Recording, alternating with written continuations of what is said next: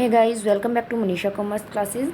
आज हम अपने 2000 क्वेश्चंस की सीरीज़ का नेक्स्ट पार्ट करने जा रहे हैं। थर्ड पार्ट करेंगे आज हम। 2 पार्ट्स हम ऑलरेडी कवर कर चुके हैं। और एक इम्पोर्टेंट बात, जैसा कि आप सबको पता है कि फ़िलहाल हम बिज़नेस इन्वायरमेंट के क्वेश्चन कर रहे हैं। जैसा कि मैंने आपको बताया था कि 1 बाय 1 हम सभी टॉपिक्स कवर करेंगे, जैसे business environment, accountancy, financial management, जितने भी हमारे कॉमर्स के टॉपिक बनते हैं नेट के रिगार्डिंग, सभी टॉपिक्स हम 1 बाय 1 कवर करेंगे।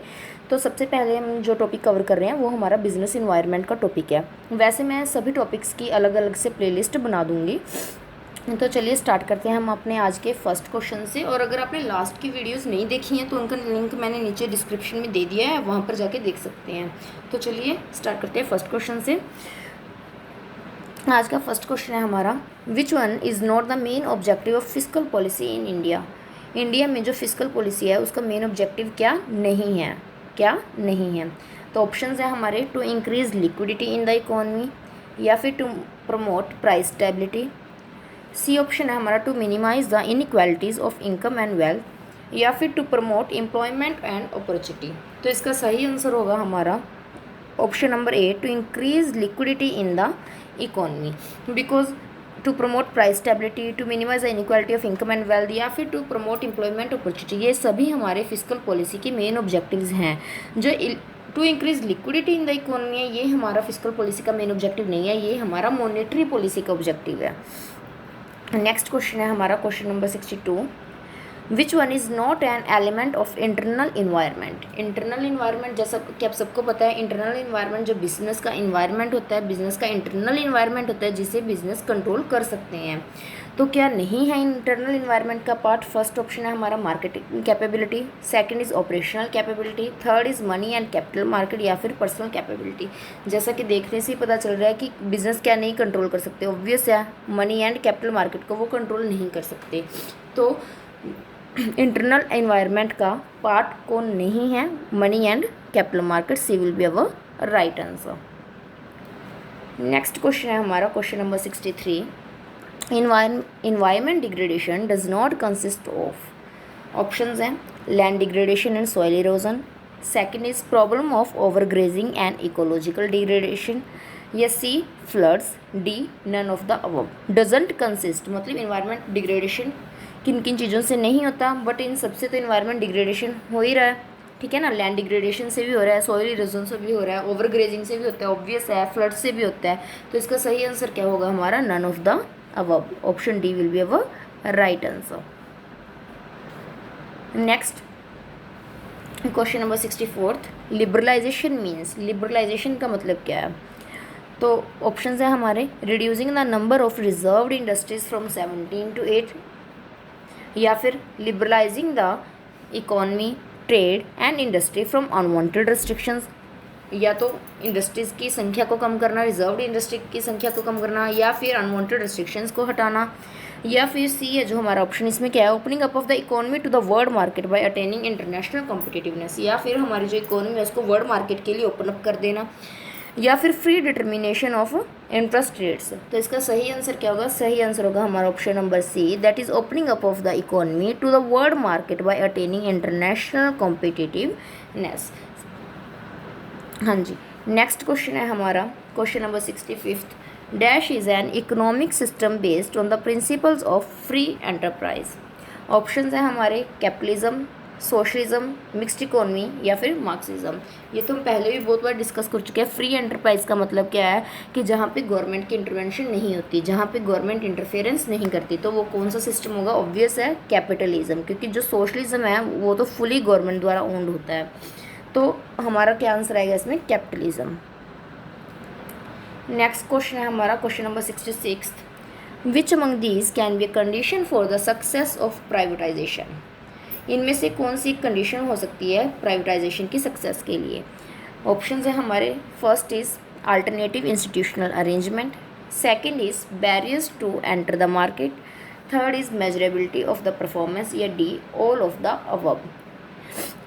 तो यहाँ पे क्या आएगा कि barriers to enter the market. Barriers to enter the market क्यों हो सकती है प्राइवेटाइजेशन के लिए सक्सेस, क्योंकि प्राइवेट एंटरप्रेन्योर्स को क्या होता है कि जितना कम उनका कंपटीशन होगा, जितनी कम कॉम्पिटिटिवनेस होगी, उतना ज़्यादा वो सक्सीड करेंगे उतनी ज़्यादा उनको सफलता मिलेगी। क्यों मिलेगी? क्योंकि फिर वो अकेले रह जाएंगे मार्केट में। जितने ज़्यादा कम होंगे प्राइवेट एंटरप्रेन्योर्स उतना ज़्यादा वो प्राइस चार्ज कर सकते हैं, मतलब अपने हिसाब से चल सकते हैं वो। तो barriers to enter the market that will be condition for success of the privatisation. Next question है हमारा ग्लोबलाइजेशन मीन्स। ग्लोबलाइजेशन का क्या मीनिंग है? फर्स्ट ऑप्शन है हमारा adopting a global outlook for business, या फिर inviting multinational in the country, या फिर selling in the foreign market, या फिर ऑल ऑफ द अबव। तो ग्लोबलाइजेशन का मतलब क्या है? Adopting a global outlook for business, business के लिए ग्लोबल आउटलुक को अपनाना, that is globalisation. Next question है हमारा question number 68, Indian business encounter the following problems in globalisation. Globalisation में जो इंडियन बिजनेस है उनको कौन कौन सी प्रॉब्लम्स का सामना करना पड़ रहा है? तो ऑप्शंस है हमारे, फर्स्ट इज इंफ्रास्ट्रक्चर बोटलनेक्स, या फिर lack of interest shown by MNCs, या फिर बोथ ए एंड बी, या फिर डी नन ऑफ दीज। तो इसका सही आंसर होगा हमारा इंफ्रास्ट्रक्चर बोटलनेक्स। उन्हें जो भी हमारी इंडस्ट्रीज़ हैं, इंडियन बिजनेस इंडस्ट्रीज़ हैं, उन्हें इंफ्रास्ट्रक्चर की प्रॉब्लम्स आ रही हैं।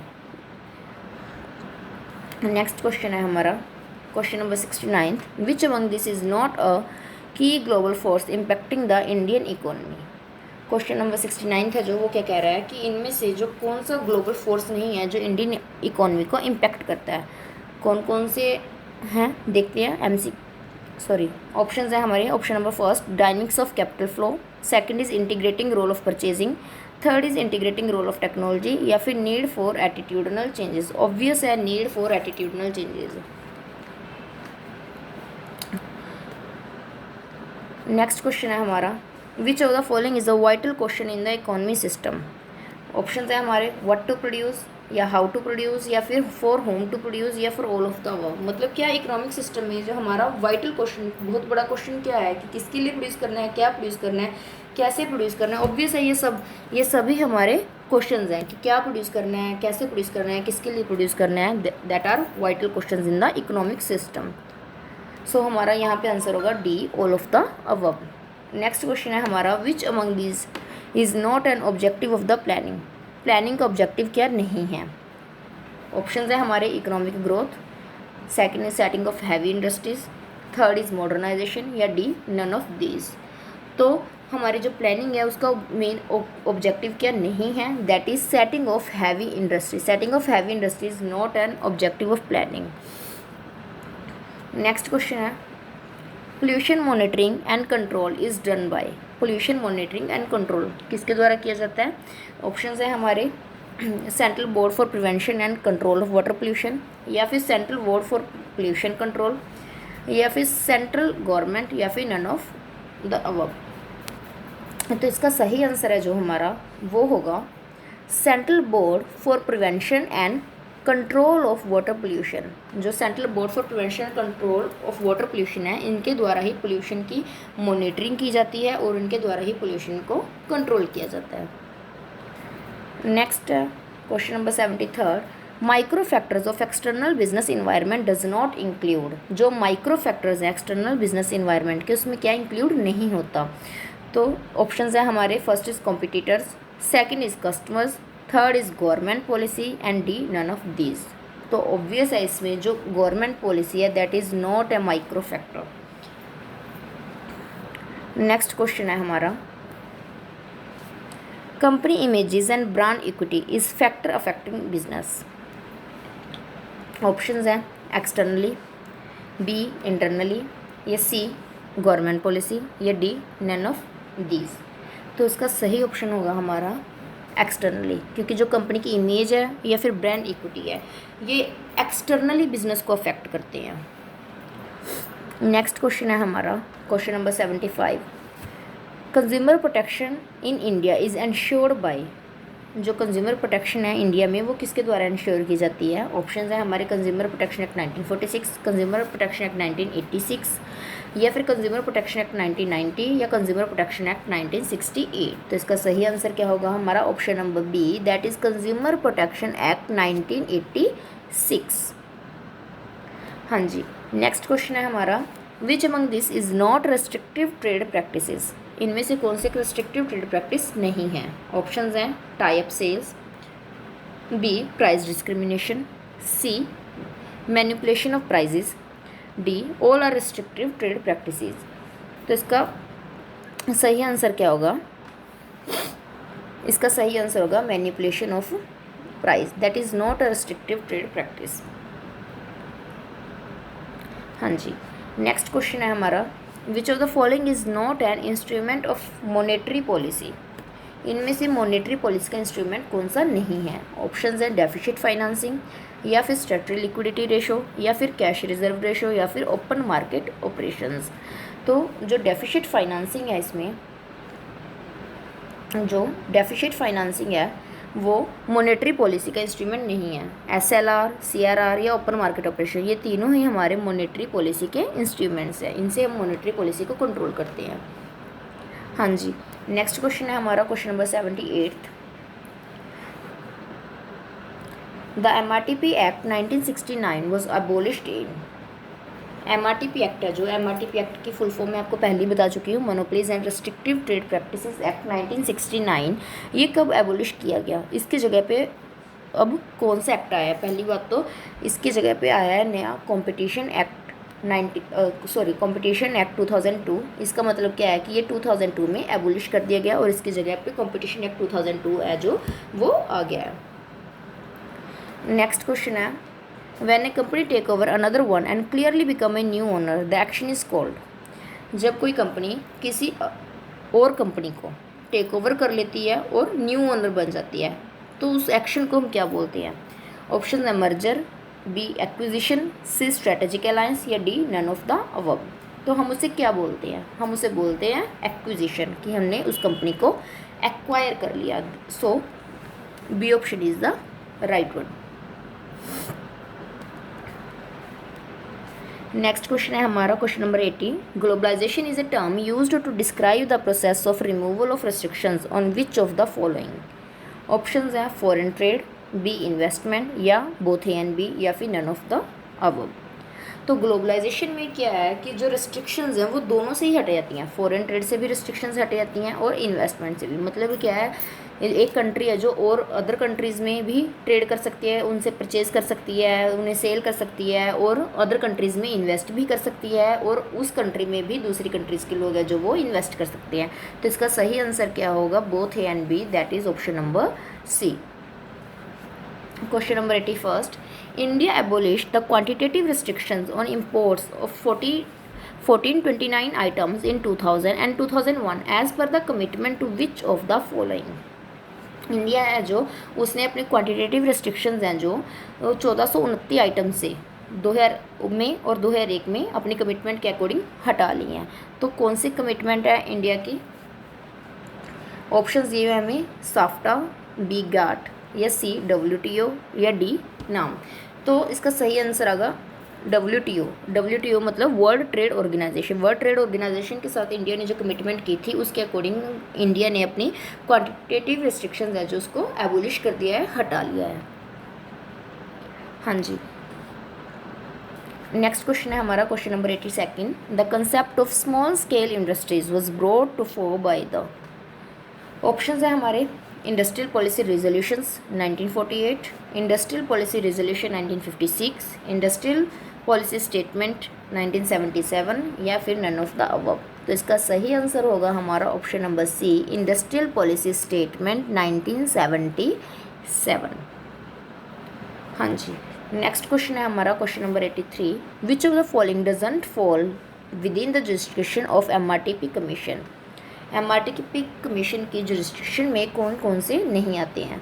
तो ऑप्शंस है हमारे prevention of monopolist trade practices, या फिर prevention of restrictive trade practices, या फिर prevention of unfair trade practices, या फिर रेगुलेशन ऑफ कॉम्बिनेशन। ऑब्वियस है MRTP, monopolies and restrictive trade practices. तो मोनोपोलीज भी आएगा, रेस्ट्रिक्टिव भी आएगा, और अनफेयर ट्रेड प्रैक्टिसेस भी आएगा।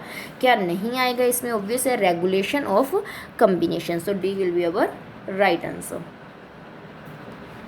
नेक्स्ट क्वेश्चन है हमारा 84th क्वेश्चन में क्या है? लेजिस फेयर पॉलिसी इज अडोप्टेड इन। जो लेजिस फेयर पॉलिसी है वो कहाँ अडोप्ट की जाती है? First is socialist economic system में, या फिर कैपिटलिस्ट इकोनॉमिक सिस्टम में, या फिर मिक्स्ड इकोनॉमिक सिस्टम में, या फिर कम्युनिस्ट इकोनॉमिक सिस्टम में। तो जो लेजिस फेयर पॉलिसी है वो कैपिटलिस्ट इकोनॉमी सिस्टम है जो उसमें अडोप्ट की जाती है। हाँ जी, नेक्स्ट क्वेश्चन है हमारा question number 85, relaxing the restrictions and controls imposed on business and industrial means. Options है लिबरलाइजेशन, प्राइवेटाइजेशन, ग्लोबलाइजेशन या फिर D none of the above. जब हम रेस्ट्रिक्शंस को और कंट्रोल्स को जो भी हमने बिजनेस पर और इंडस्ट्रीज़ पर लगाए हुए हैं उनमें कुछ रिलैक्सेशन देते हैं, गवर्नमेंट जब उन्हें कुछ रिलैक्सेशन देती है तो उसे क्या बोला जाता है, उसका मतलब होता है लिबरलाइजेशन, कि वो हमने उन्हें थोड़ी सी आज़ादी दे दी है, उन्हें लिबरल कर दिया है। नेक्स्ट क्वेश्चन है हमारा question number 86, which of the following is not an objective of the competition act 2002। Competition act 2002 है जो उसका क्या एक ऑब्जेक्टिव नहीं है इनमें से, तो क्या है, फर्स्ट ऑप्शन है हमारा prohibition of abuse of dominant position, second is prohibition of restrictive trade practices, third is prohibition of anti competitive agreement या डी रेगुलेशन ऑफ कम्बिनेशन। 86 है जो इसका आंसर आएगा D regulation of combination, because ये बिल्कुल MRTP act की तरह ही है, बस MRTP एक्ट है जो उसको एबोलिश करके उसके बाद ले आए हैं, कॉम्पिटिशन एक्ट ले आए हैं। तो इसके जो ऑब्जेक्टिव्स हैं वो भी ऑलमोस्ट सेम ही हैं, यही है कि prohibition of abuse of dominant position है जो उसको रोकना है, उसको प्रोहिबिट करना है, रेस्ट्रिक्टिव ट्रेड प्रैक्टिसेस को प्रोहिबिट करना है, और एंटी कॉम्पिटिटिव एग्रीमेंट होते हैं जो उनको भी प्रोहिबिट करना है, क्योंकि हेल्दी इन्वायरमेंट के लिए, हेल्दी बिजनेस इन्वायरमेंट के लिए हेल्दी कंपटीशन है जो वो बहुत ज़रूरी है मार्केट में। तो इसका सही आंसर क्या होगा, D, that is regulation of combinations. Next question है हमारा फेमा सिग्निफाइज। फेमा का मतलब क्या है? ऑप्शंस है फ्री एक्सपोर्ट मैनेजमेंट एक्ट या foreign exchange management act, C foreign exchange monitoring act या D free export marketing act. तो फेमा जो, फेमा की फुल फॉर्म क्या है, फेमा जो क्या सिग्निफाई करता है, foreign exchange management act, foreign exchange management act. So B will be our right answer. हाँ जी, next 88th question, the pre liberalization era of Indian economy was under the grip of. जो pre liberalization era Indian economy का वो किसके under आ रहा था? A unemployment, B under employment, C physical deficit या D unfavourable and alarming balance of payment. तो इसका सही आंसर होगा हमारा unfavourable and alarming balance of payment. Next question है हमारा 89th question, if the amount claimed by a consumer as compensation is ₹89 lakh the case under the consumer protection act shall be filed with. जो amount claim किया consumer ने, अगर वो compensation की amount 89 lakh है तो वो किसके अंडर आएगी? कंज्यूमर है जो वो किसके अंडर केस फाइल करेगा? डिस्ट्रिक्ट कंज्यूमर रिड्रेसल फोरम में या फिर state consumer dispute redressal committee में या national consumer dispute redressal committee में या फिर सुप्रीम कोर्ट में। तो इसका सही आंसर होगा state consumer dispute redressal commission में। हाँ जी, लास्ट क्वेश्चन है हमारा question number 90, VAT is imposed. VAT कहाँ पे इम्पोज किया जाता है? तो हम ये क्वेश्चन कट कर देते हैं क्योंकि जो वैट है अब वो नहीं लगता, वैट की जगह अब GST आ गया है। तो मैं आपको ये क्वेश्चन है जो होमवर्क में दे रही हूँ, आप मुझे बताइए कमेंट करके कि जो GST है उसकी कितनी टाइप्स होती हैं, टाइप्स ऑफ GST है जो उसकी कितनी टाइप होती है। Thanks for watching.